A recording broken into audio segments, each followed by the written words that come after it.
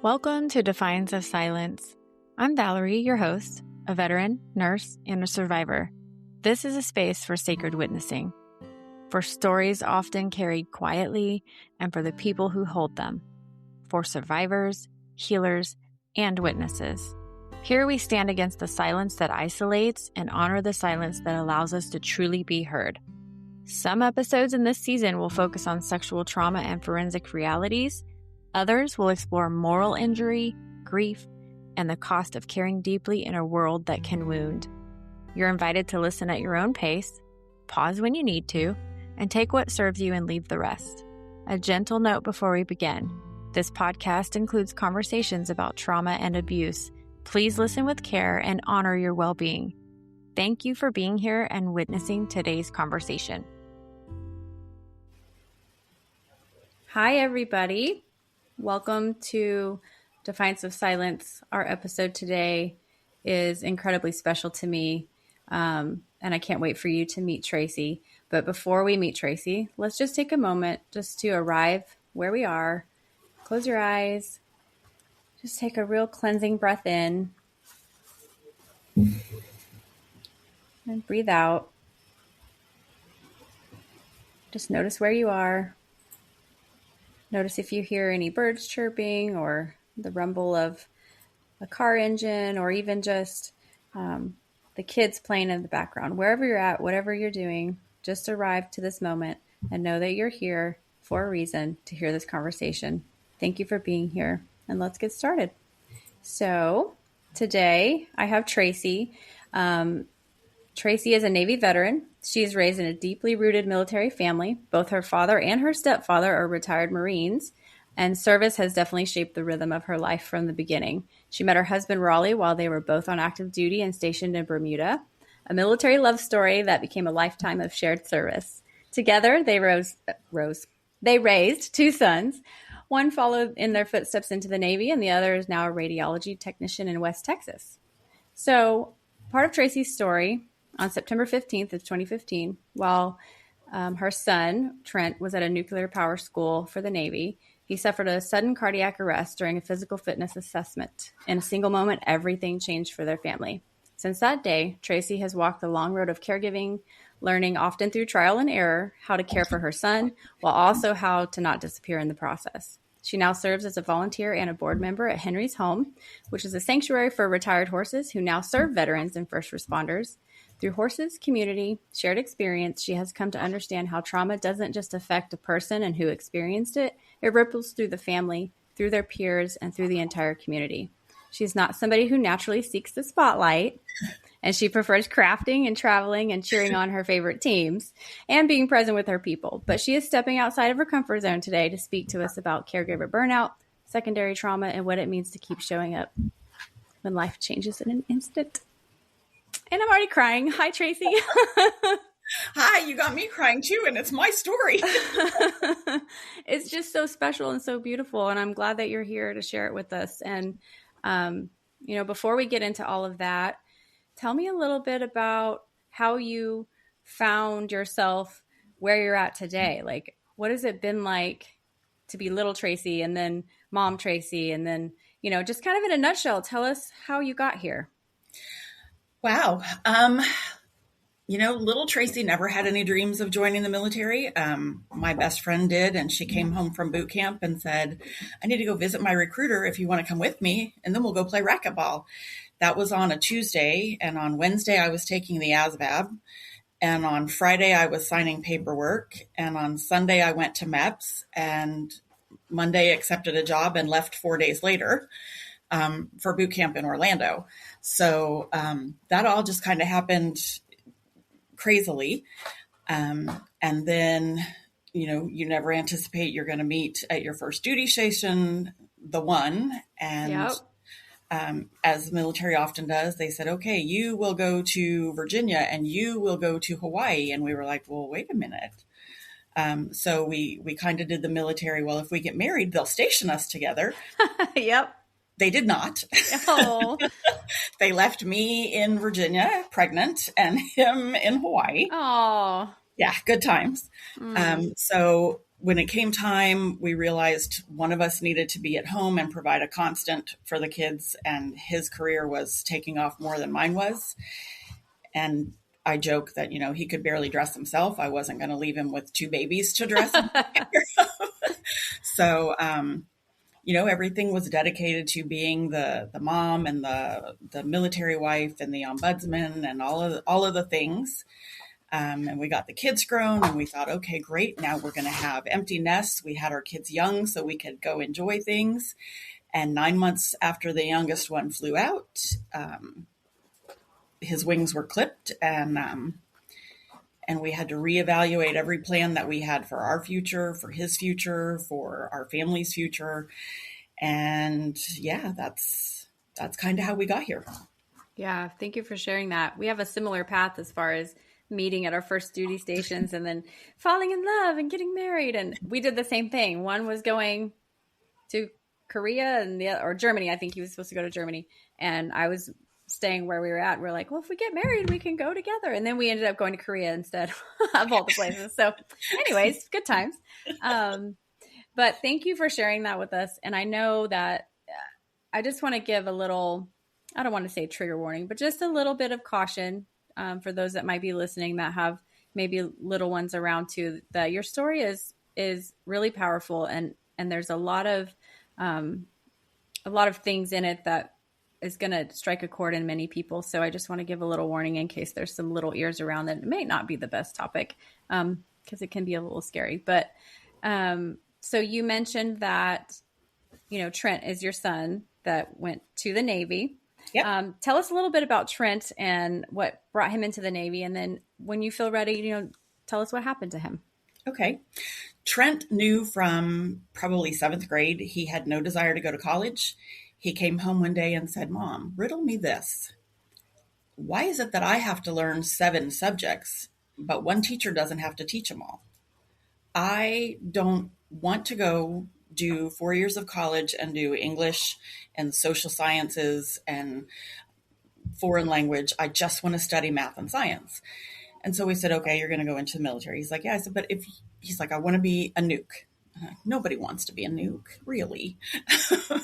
And he said, and I said, it's 2 years of school. You don't want to go to college, but you'll do 2 years of school. He said, but it's all math and science. It's all what I like. So he signed up his senior year of high school, and he decided that back up to his junior year in high school, he broke his collarbone and had hardware put in, and you can't join the military with hardware in your shoulder. So his senior year, he had surgery to have it taken out so that he could join. And so he enlisted right at the end of his senior year.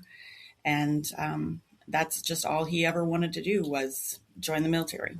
So I at the time was working in Navy recruiting. My husband had just done 3 years in Navy recruiting. So we were like, well, okay, we'll get you in. What do you want to do? Nuke, nuke, nuke. So there he went. Wow. So he knew from a young age that's what he wanted to do. Yes. And yes. That's fascinating to me that you were a recruiter. I didn't do recruiting. I worked up at MEPS and did all the... Oh, gotcha. Yeah. Okay. So, not me. Gotcha. No way. Gotcha. I would not be a good recruiter. I would be like, oh, you don't want to? Okay, don't worry about it. Right. It's fine. You don't have to do that. No. Okay, so now paint the picture for me. He's gone to basic training and he's in his tech school. And so in basic training, he was up in Chicago in the winter.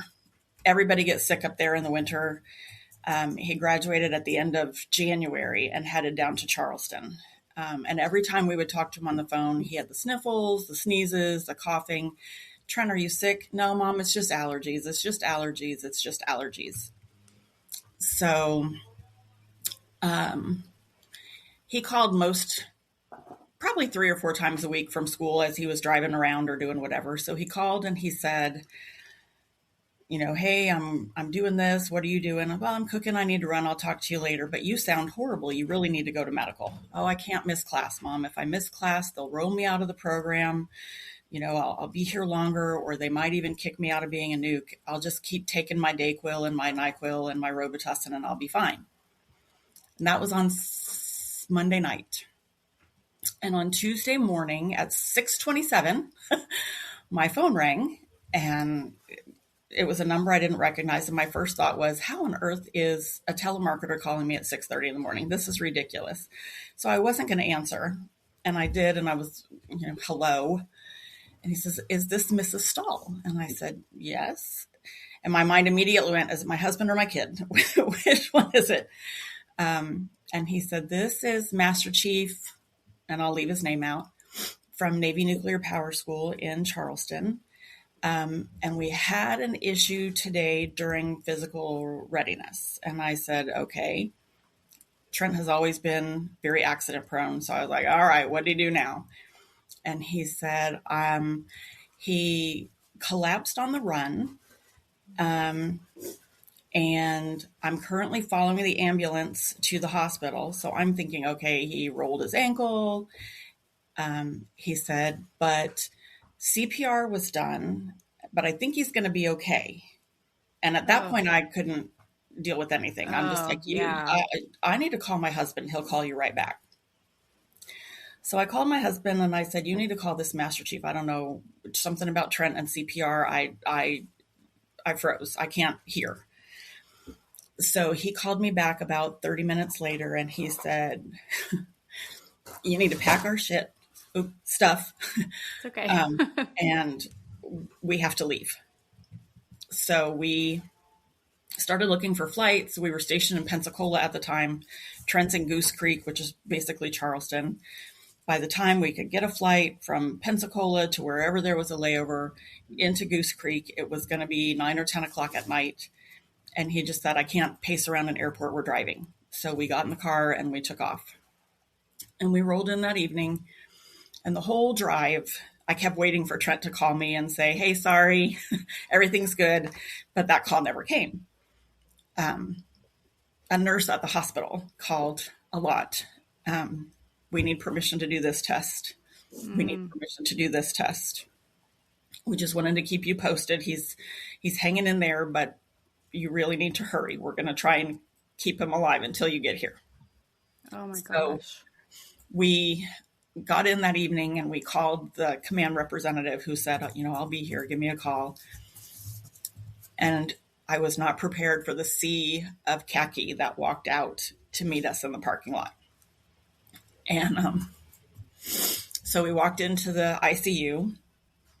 You scrub in, and as we're scrubbing in, somebody came up and introduced themselves and said, that they were from the organ transplant team.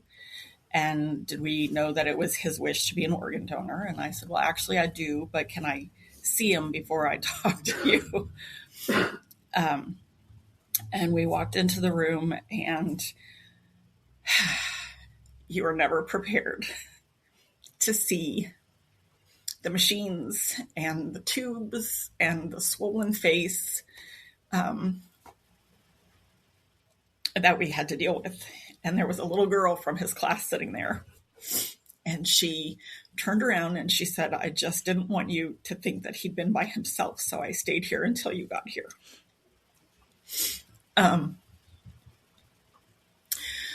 So they let us stay past visiting hours that night in the ICU. And the next morning we were back, and they bent the rules from us from early on. You can come in, visiting hours are from 8 to 10, and they'd let us in at 7, and they'd let us stay till 11:30. In the early days, the cardiologist was the big one pushing us to sign a DNR and let him go. We were told that with a sudden cardiac death, which is what they insisted on calling it, even though he was alive, there were fewer than 10% odds that he would wake up, that he would survive. And if he did survive, he likely would never wake up, never walk, never talk. He'd have no quality of life. We'd have no quality of life as his parents. And we should just sign a DNR and let him go. And we had a lot of conversations about it. And I just said, I feel like it's too early. So I think it was the second or third day. I walked down to the chapel in the hospital and did what every parent does. Please, God, take me instead, whatever it takes. Just, I'll never do this again if you'll just do this for me. And it was, I'm the only one in there. It's very quiet. And I heard felt something say, open the Bible. Okay. And I'm not an overly religious person. So I, sitting right next to you, and I open it up, and just wherever it opens is where I stopped. And it was Jeremiah 29:11, which basically says, I have plans for you, not plans to hurt you, but for a future. And I walked back in, and they came again and said, we really think that you should sign a DNR. And I said, I'm not doing it. I'm not. I'm just not. I'm a doctor and I have experience in this. And I said, yes, but you're not God. And it's too early. We're on day 3. I'm not doing it. So that cardiologist got mad and basically wouldn't come back to see us anymore. Sent his physician assistant. But we had an amazing nurse who just kept saying, he's in there. I can tell he's in there. So we would say, he squeezed my hand. He blinked when I told him to blink. And they said, that's reaction. It's not, it's reflex. It's not what's happening. So she worked with him to, he's still not opening his eyes, but she worked with him as she sat there for 12 hours at his bedside saying, if you can hear me, give me a thumbs up, give me a thumbs up, give me a thumbs up. And he did. And so she's like, Traci, I swear to God, he's in there. Just give it time. The neurologist said, we have neurostorming, and that's terrifying to watch. We don't know what the outcome is going to be. I had never heard the term anoxic brain injury before. This is something that happens to strangers on TV. It's not something that happens in your life. And so these terms that are being thrown at you, and I, we stupidly thought in the beginning that the only thing we had to worry about was the heart. And once the heart was stable, we dodged a bullet. He's going to wake up just like they do in the movies, and he's going to go back to nuke school, and everything's going to be the way it's supposed to be. Trent made a miraculous recovery like he did from every other injury in his life, and things are great. And that just didn't happen. And we were at a civilian hospital. So they were trying to figure out what to do, what the protocol was with the military. The folks in the military there had never dealt with this before. They didn't know what to do with us. So they worked out for us to go to the VA's polytrauma rehab center. And there are 5 of those in the country. And we went, the kids had grown up in Texas, graduated high school in Texas. All their friends were up in the DFW area, and there was a PRC in San Antonio. So we thought, let's go back to San Antonio. I knew I was going to be with them. My husband is active duty back in Pensacola. So we, spent 31 days there in Charleston. They did a tracheostomy. They did a defibrillator implant because it was an unexplained cardiac arrest at that point. They they decannulated, or they took him off the vent. I think it was the 3rd or 4th time, and realized he had stridor, and they couldn't put it back in. So they did the trach. And when they did that, they collapsed a lung. So they wanted to put in a breathing tube or a chest tube and I was like, no, let's wait. That's one more spot to introduce infection. If it's not necessary, let's give it some time. And it did heal before we had to do our medevac flight to San Antonio. And then we went from San Antonio to Walter Reed, and Walter Reed to Richmond to another poly rehab center, because in San Antonio, they primarily saw traumatic brain injuries. It's where our soldiers from Iraq and Afghanistan were coming back being treated. He didn't have one like that. And so they weren't treating the anoxic brain injury the same as a traumatic brain injury? No. Okay. And they really can't. Well, I should say they were treating it the same, and they really can't. Gotcha. Because with the traumatic brain injury, it's typically one or two areas of the brain that's injured. Mm-hmm. You take a knock or a blast, and you've got left frontal lobe and temporal lobe. But with the anoxic brain injury, your whole brain goes without oxygen. So when you look at the charts that they have of, an injury to this area of the brain could bring these behaviors, and this area of the brain could bring these behaviors. It's like going through a cafeteria. Well, we'll take 2 from this one and 1 from this one and 1 from this one. And they kept saying, well, there's no visible brain damage. There's no white spots. There's none of the things that we see with those. So he should have a full recovery, and he's not. There must be something wrong. What they tried to push was that he had a psychotic break as a result of the brain injury. Huh. And they had him at one point on 17 different medications. Oh my gosh. And nothing was going well. And I raised a big enough stink about things that they just wanted to get rid of us. So they said, there's an expert up at Walter Reed. We think we should send you there. And he's agreed to take you. And at that point, I just wanted us out of San Antonio. Yeah. So they sent us up to Walter Reed. And the doctor there looked at his medication list and was like, why is he on this medicine? I don't know. Well, why is he on this medicine? I don't know. So as he went down the list, he finally just said, okay, we are going to do a med wash, and it is not going to be pretty. I don't want you to come to the hospital for the next 3 days so that you don't see what's going to happen.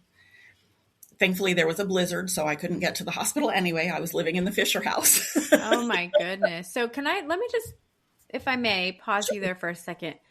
At this point, what is this like for you? Like, where were you at mentally and emotionally? Were you kind of just trudging along, or were you? No, I was a hot mess. If you so much as said good morning, I cried.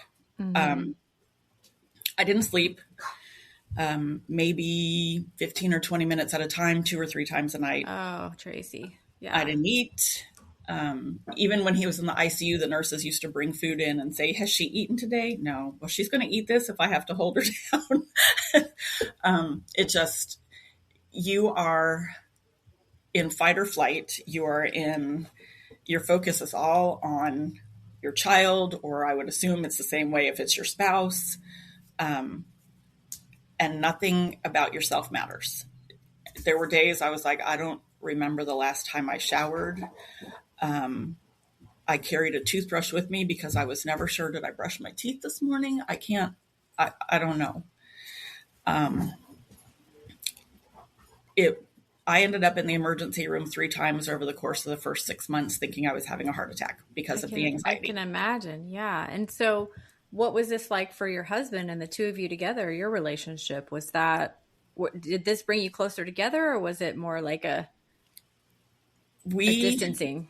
We made the decision early on, and we had the conversation because so many of the families that we saw were splintered because of what happened.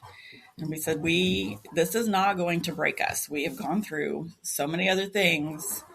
This is not going to be the thing. So it was hard for him because he had to be in Pensacola. His command was fantastic. They gave him the 31 days that we were in the ICU and said, just be there, call and muster every day. When we were sent to San Antonio, he went back to Pensacola. They had him there for 2 weeks, and they said, now you need to go to San Antonio and be with your wife and family. So he was coming out, and he would stay for 2 or 3 weeks, and then he would go back to Pensacola for 2 or 3 weeks, and then he would come back. That sounds like a lot. It was a lot. Sounds like a lot. And, I could not have made it without the evening phone calls and the text messages from him. I know people who have had this injury be their spouse, and I don't know how they do that because that's always been who I turn to when things are wrong. And now they have someone who either doesn't know who they are or doesn't wake up or can't speak. Yeah. So even when he wasn't there, he was still carrying me through it. Yeah, that's beautiful. That is beautiful. So when Trent reached the end of his hospitalization, I don't want to skip. I hope I'm Oh, not no, skipping over anything. I'm just fascinated by this whole thing because I have had the pleasure of getting to meet Trent. So I know that this is not who he is. So this is exciting. And so spoiler alert to listeners, Trent is awesome. But I know that that road getting to where he is today was really hard for you. And we've had a lot of deep conversations at the ranch about that. And I know I've seen you share openly about that journey. But so I have a question. Did they figure out what actually caused this cardiac arrest? They did not. Okay. So for all of this time that they are bouncing us from facility to facility, he's still on active duty. And they said, we really can't medically retire him until we get him to his best possible recovery. So when we got up to Walter Reed the second time, they started telling us, okay, well, we're going to do the med board and look to get things going. And I thought, fantastic. It means we can get out of here and start our next chapter, whatever it may look like.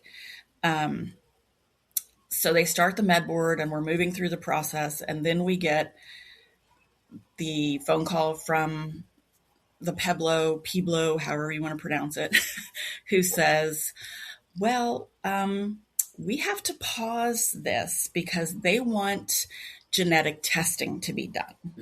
What? Because if they can prove it's a pre-existing medical condition, then they're not responsible for this. Yeah, golly. So, we talked to the doctor on the unit and he was like, that's baloney. And so they're going back and forth. And I talked to the folks at the genetics lab and they're like, well, do you have guardianship? And I said, no. And they said, then he can't have genetic testing. They've found that he is not capable of making his own medical and legal decisions. Yet you don't have guardianship. So nobody can say he can have the genetic testing. Wow. So we went back to them and said, okay, checkmate. I guess we'll just keep him on active duty forever because you can't release him. How's that working out for you? Yeah. And that's a little thumb nose there. Yeah. So they said, oh, okay. Well, so they just said, we don't know what it was. We, from the beginning, felt that it was when he went to the ICU that day, they realized that he had double pneumonia. Yeah. And a severe sinus infection. Yeah, I was going to say, you said he was sick and he'd been on these medications. So had he gone to medical, he likely would have been SIQ and not running the PRT. Mm-hmm. And he is very competitive. He was not going to be the fastest one running because he was always the fastest one running. Mm-hmm. And he collapsed. Yeah. So we figured it was respiratory distress that sent him into the cardiac arrest. Yeah. And he was so young. I mean, that sounds 19, logical to my nurse brain. Yeah. Yeah. So they were just like, well, it's unexplained. So they were just going with it's unexplained.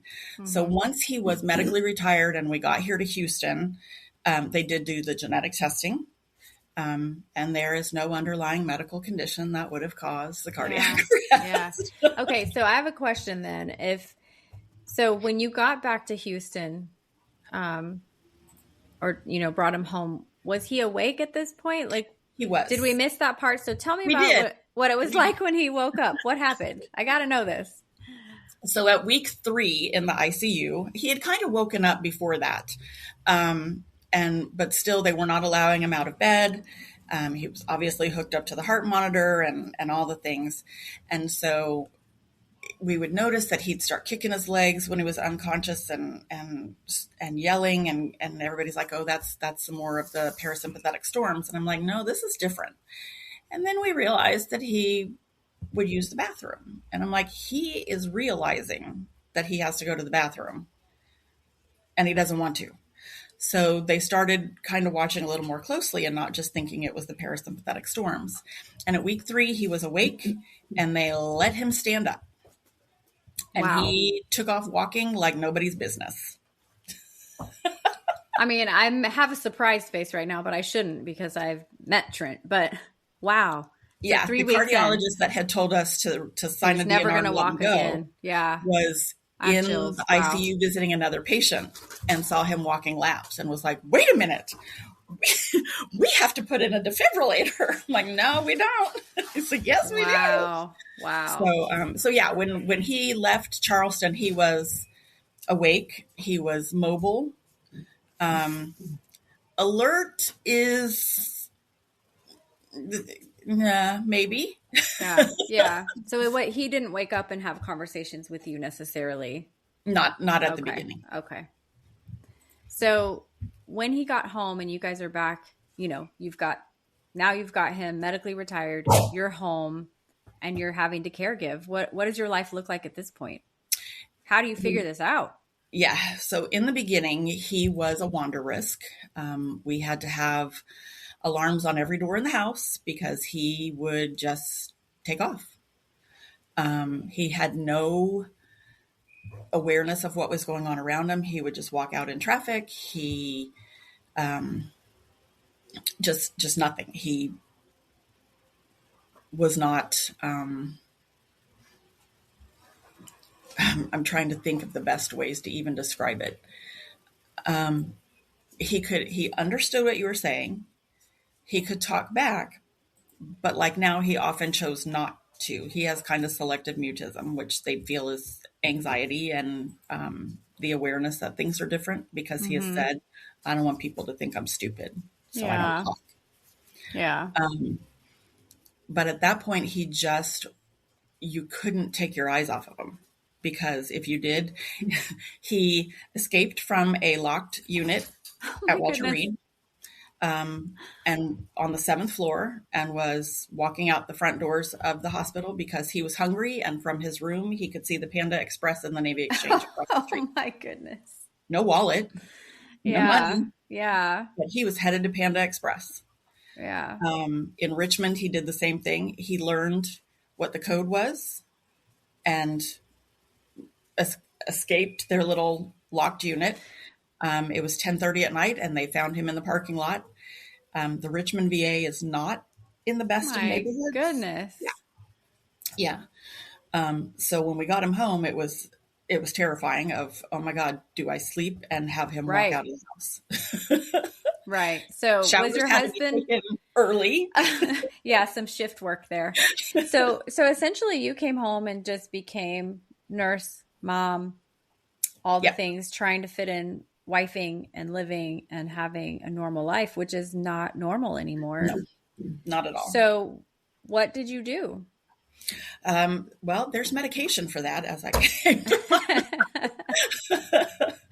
And we started, so at the end of the journey, before he was medically retired, they sent him to a transitional living facility in Western Virginia. So about 6 hours from us. By that time, my husband had been transferred up to Newport News. So every other weekend we would drive out to see him, see how he was doing, see what the staff had to say about him.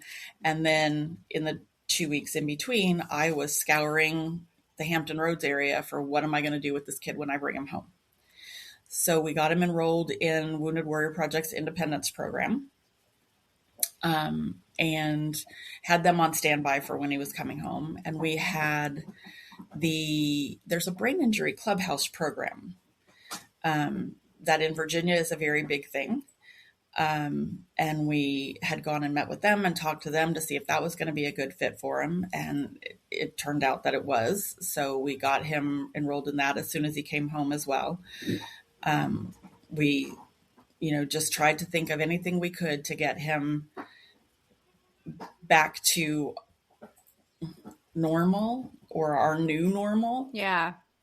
And we had a fantastic community support specialist with him. She would say, okay, well, does he like sports? Well, he did before the injury. Then I found a place where we can go to adaptive sports and he can play wheelchair basketball and he can be the standing person in pickleball and he'll play with someone in a wheelchair. And they took him to volunteer at the SPCA in Newport News, which was great because he's always loved animals, but they also have a petting zoo. So he, could socialize kittens one day and the next time they went, he is preparing or packaging up the food for the petting zoo. And then the brain injury clubhouse program was great. It's the social aspect that was missing, Mm-hmm. because that's the biggest thing. He, at the time of his injury, had a girlfriend who was a fantastic girl. We love her dearly. We still, but they were 19. Yeah. And she hung around for a long time afterwards with us, hoping that things were going to improve. But at the end of the day, at 19, you can't. Yeah. Yeah. So we lived in an area where none of his friends from before were. So there was no opportunity for him to do anything but Yeah. hang out with mom and dad. And, we think we're pretty cool. You are, yes. But I could But see how he would say this is right. not, what I want So to do. that gave him the social interaction with others who he could look and see, with enough hard work, I may progress to where they are. But he was also at a point where folks that were just coming out of the hospital could look and say, hey, if with enough hard work, I may end up where Trent is.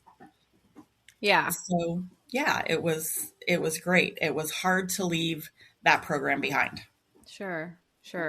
And if we can shift gears just a little bit, Sure. I wanted to touch on something that you and I've talked about before.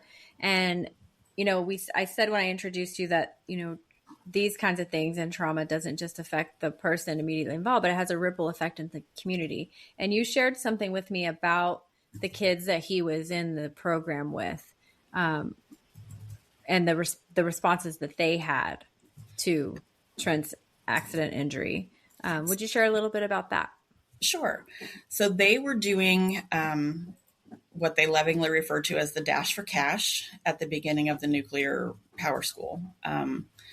When you enlist when he enlisted in the nuclear power program, there was an enlistment bonus. And they got part of it at the end of power school, but you had to pass the physical readiness test. So there were 150 kids taking this test together.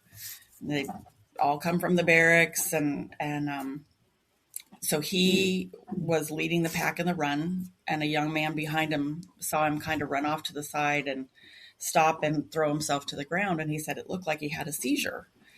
And as other kids were coming to catch up, the instructors drove out on the golf cart and just kind of, fire department's on its way for somebody else.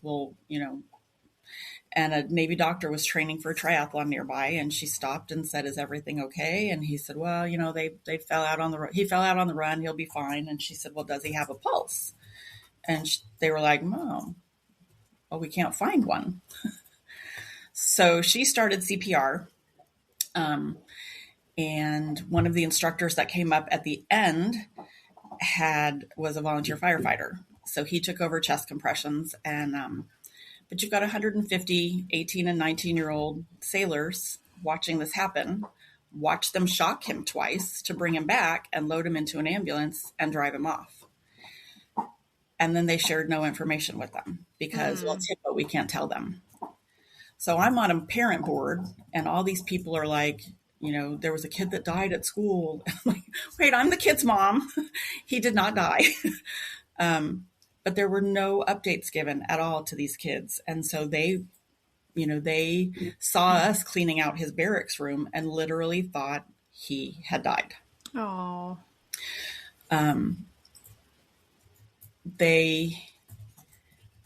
A couple of them came to visit at the hospital, and we told them, if you guys want to know what's going on or want any updates, give us, this is my phone number. We will tell you what's going on. If people want to come by and visit, they should text us and make sure it's okay, that he's not got something major going on.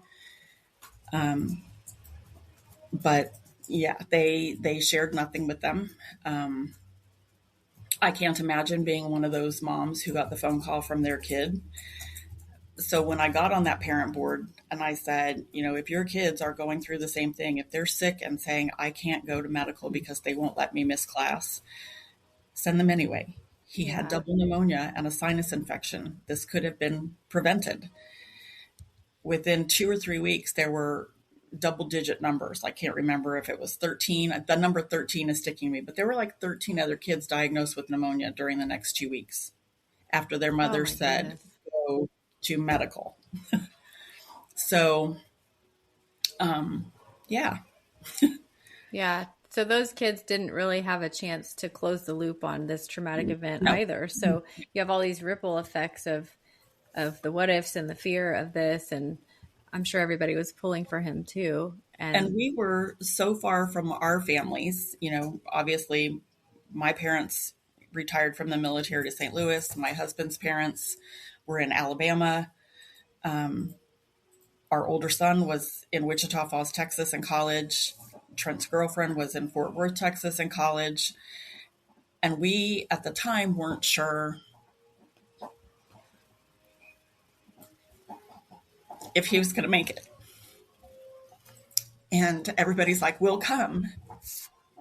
But we didn't want them to come down and have them not make it in time and then have to turn around and go to wherever it was that we decided to have him buried. So we did not tell everybody exactly what was going on. And I realized looking back how unfair that was.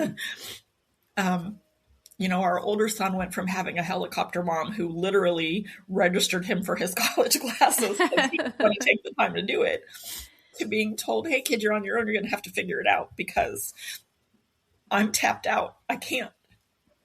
yeah. My sister in California, just everybody, how can we help? Pray. I don't know how else. Yeah. And when you're facing something like this, I mean, your nervous system is in overload, obviously, and it's not so obvious to us because we're just right up against it whenever you're going through something like that. So to say in hindsight, I wished I would have reached out, or I realized that was selfish. Like, we just do the best we can with the information we have. And it is amazing to me, how honoring it is to be able to hold space with somebody and help them through a time like that. And so now I draw from that when something is going on that's really hard. I'm like, you know what? There's been times that I haven't asked for help and now I'm going to. And I feel like that kind of pays like a little nod to my previous versions of myself that just didn't know any better. And I know that you know that too, because you've done a lot of work on yourself in this self-care area. So talking about that, and thank you for such a beautiful, just vulnerable opening of what that was like for you. And Traci, I cannot even imagine. I cannot even imagine what that must have been like.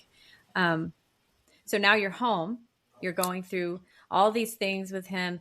Your mom, you're tapped out. Your wife, you're tapped out. You're doing all of the things just to survival mode, I would say, if that's fair.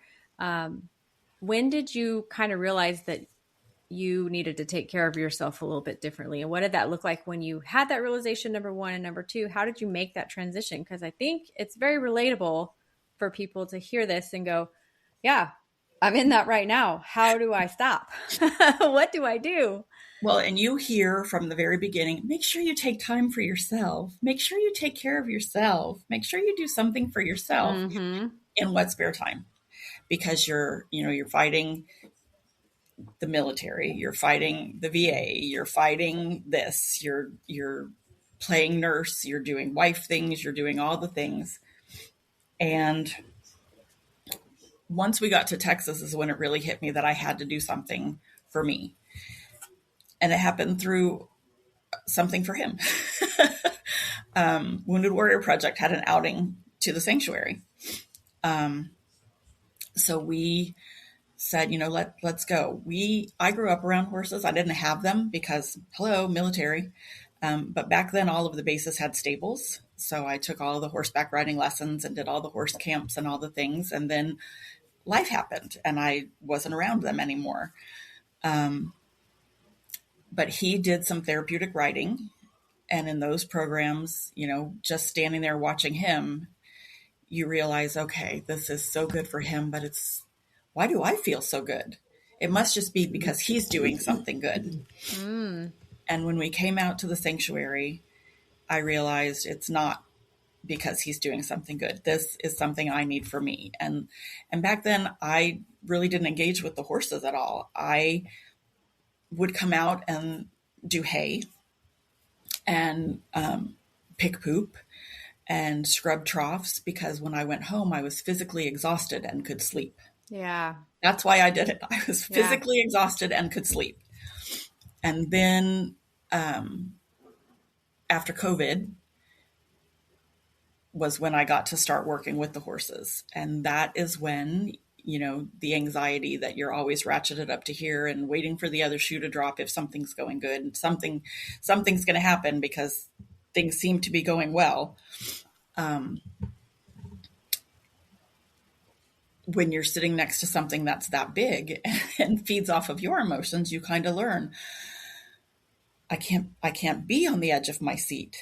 And I realized you could take that out of the arena and out of the gates of the farm. And every time I would go, I would come back and feel better. And so I'd want to go again. And so it got to the point where my husband's like, you haven't been to the farm recently, have you? You should probably go. You need some horse time. just go. And I started to realize that, when your weight goes up and your blood pressure goes up and you're placed on anxiety medication because you cry when someone says good morning and you are not sleeping and all of the things that your doctor is looking at you and saying, you are going to die. And then who's going to take care of your son?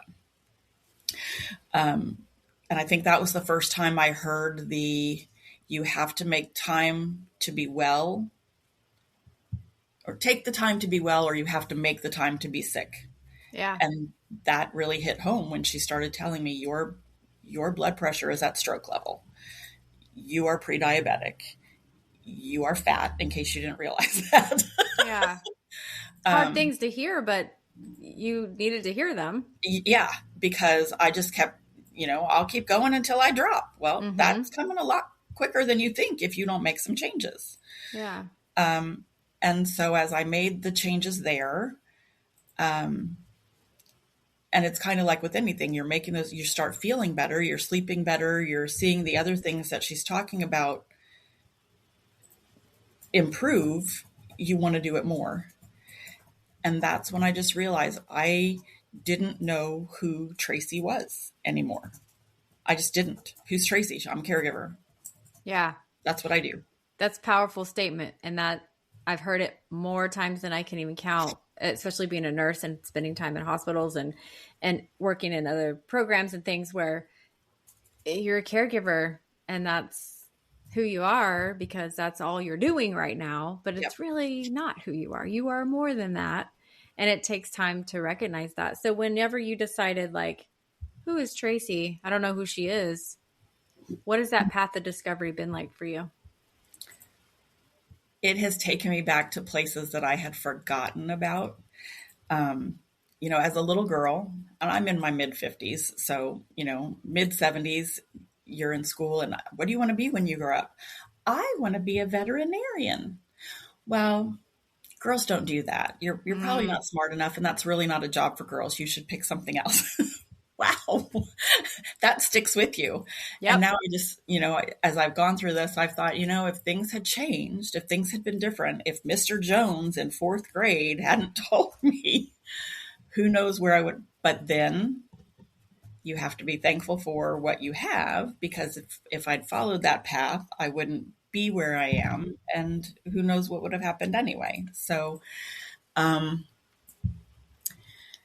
it brought back the fact that I love to learn. I love to try new things. I loved, Krista one of the equine directors would say, oh, well, they've got a problem with their pole. And I'm like, a pole? Where's a pole? So I order a horse anatomy book so I can start studying and seeing what it is she's talking about. But the more I learned and the more I was able to do things, the more excited I got to be there. And the more I started to realize I'm not just about running to appointments and monitoring vitals and cleaning up after Trent and doing laundry and caregiver things. I'm actually a person with interests and things. And I mean, you can't, I guess what I've learned is that you can't be on all the time. You have to mentally, physically, emotionally, spiritually take that break, whether it is, and I know we're fortunate. I know that his recovery is not typical for anoxic patients. And I moderate an anoxic caregiver group online, and I know how fortunate we are that he is able to walk and talk, and even if he doesn't make sense all the time, he's able to do it. But even if it's 10 minutes, they have to take something. Even if it's 10 minutes in the bathroom by yourself, you have to take that time. You cannot, that whole you can't pour from an empty cup, you really can't. You can't. And if you are incapacitated because you've ridden yourself into the ground, who else is going to help? Yeah. Who's going to step in? You have to let people in. You have to accept help, which is hard. Oh my gosh. Well, yeah, and especially as a military, I mean, first of all, you're a veteran and you're a powerful woman already because this is like, this goes without saying. So you add all of that on top of now you're caregiver, mom extraordinaire, and you're superwoman, but it only lasts for so long before the collapse happens because I say this all the time, your body keeps the score and there's only so much you can hold before the jig is up and like your body's going, excuse you, you're done. And you're done, and your blood pressure goes up, and your weight goes up, and your mental health deteriorates. And so I'm really proud of you for finding a way to express yourself and start to figure out who Traci is. And you can weave those things into your caregiving, but it is a separate thing from you too, like taking time for yourself. And I know recently you've started doing a little more on the advocacy level. So this is huge for you. So you found your voice, you found who you are. And, you know, I've never been to the ranch where I haven't seen you out there. I mean, it's such a, and when I watch you, you just see the dedication and the heart that you put into everything that goes on at the ranch. And it's just really something to be admired. And that's one of the things that I love about being around you is it's so contagious. Like your love for people and your love for the animals and your love for your son. Like it's beautiful.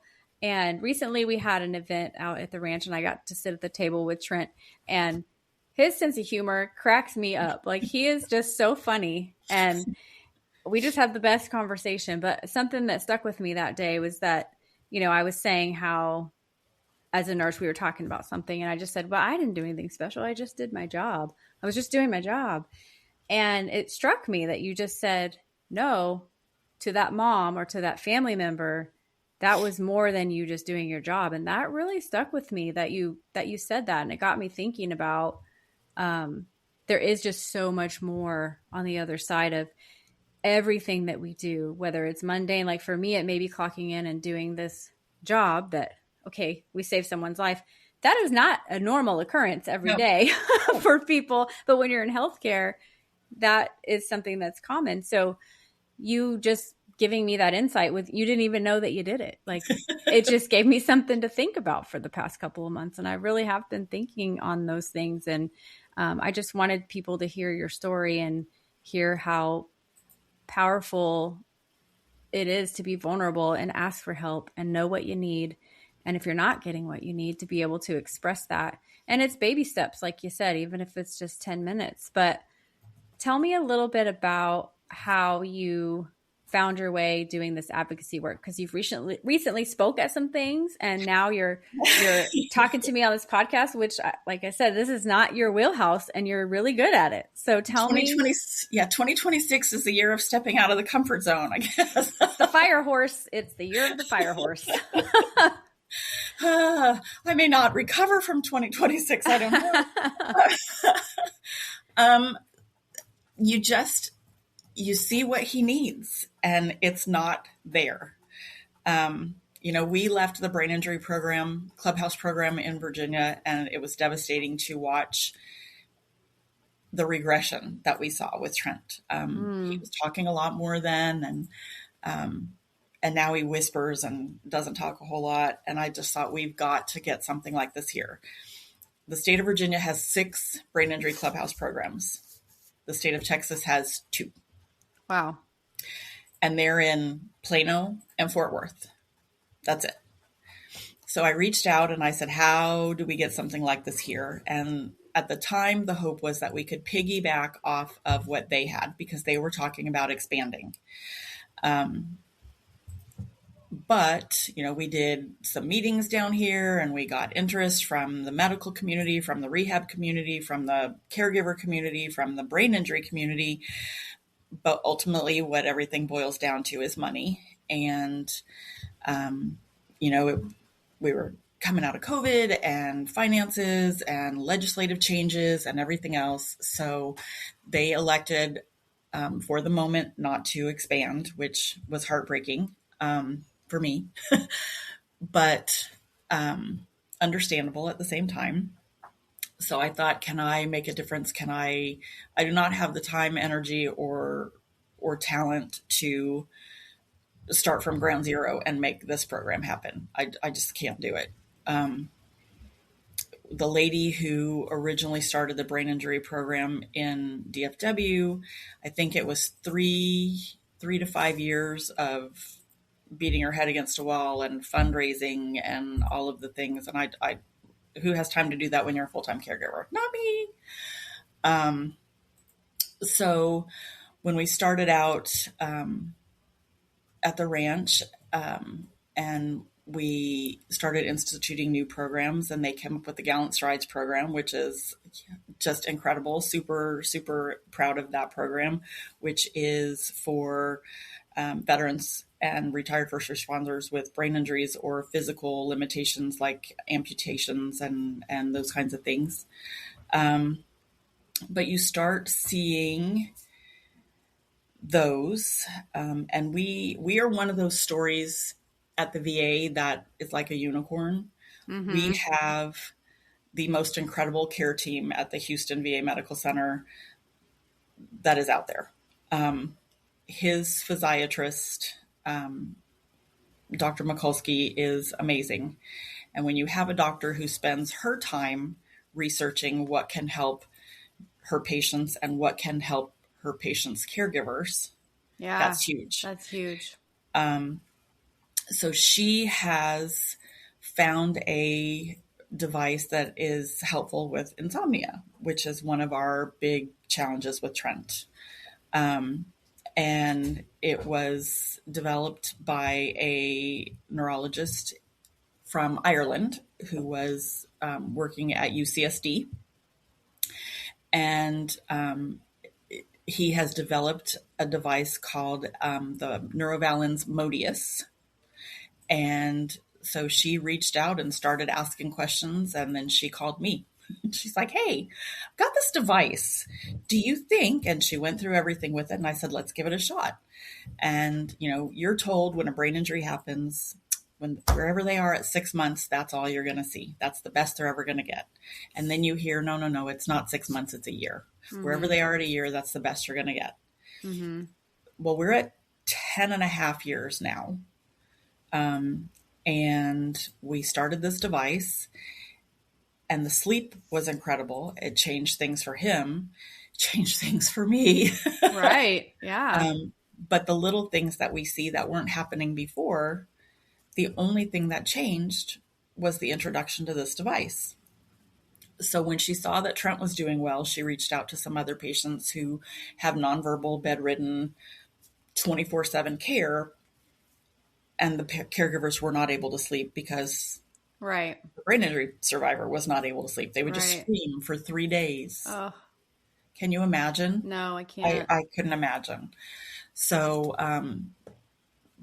she passed along to the founders of the device, hey, I'm having some success with them, and got a phone call from them and said, hey, would you like to come and share your story? And I said, sure. Right about the time you said, hey, would you like to come and share your story? And I'm like, sure. So we are going to do some testimonials for them. as they market this device more widely for not just brain injury, but insomnia in general. It is available to veterans through the VA. So, What is it called again? the company is Neurovalens, and it's called the Modius Sleep. So that has been a game changer for us. And so, yeah, we go in and do taping for that in the next week or two, and we'll help them try and get the word out on that. And it's funny because Trent's cardiologist at the VA was not aware of the device until he went in to have his defibrillator replaced, and he said, any new medications? And I said, well, he's actually off those medications because of the sleep device. And he goes, what sleep device?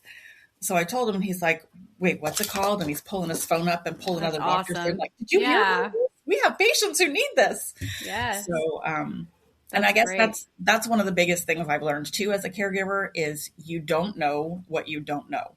You can't ask questions if you don't know right the things. Yeah. And so part of the reason that we're so open about everything is because the first 5 months of Trent's injury, we knew nobody else with an anoxic brain injury that had survived. Nobody. And so when you find somebody, you're like, oh, hey, did you know about this? Did you know about this? Yeah, I can imagine that conversation can be really healing for somebody who's behind you on that journey. And, yes. I thank you and honor you for doing what you're doing and speaking out about these things, because you're giving others like shoulders to stand on, that this is like, they have a solid foundation of somewhere that they know that there's hope. And even if the story doesn't go the same as yours, or yours didn't go how someone else's did, there's at least a knowing and a connection that we have with each other. And that's all about witnessing each other. And that's what this whole podcast is about, is just breaking silence on these issues that really keep us in the dark if we don't share them. Because you could easily collapse under the weight of all of this, but you choose to reach out and you choose to get help for yourself. And now you're leading others. You're facilitating support groups and things that are, it's incredible to see that.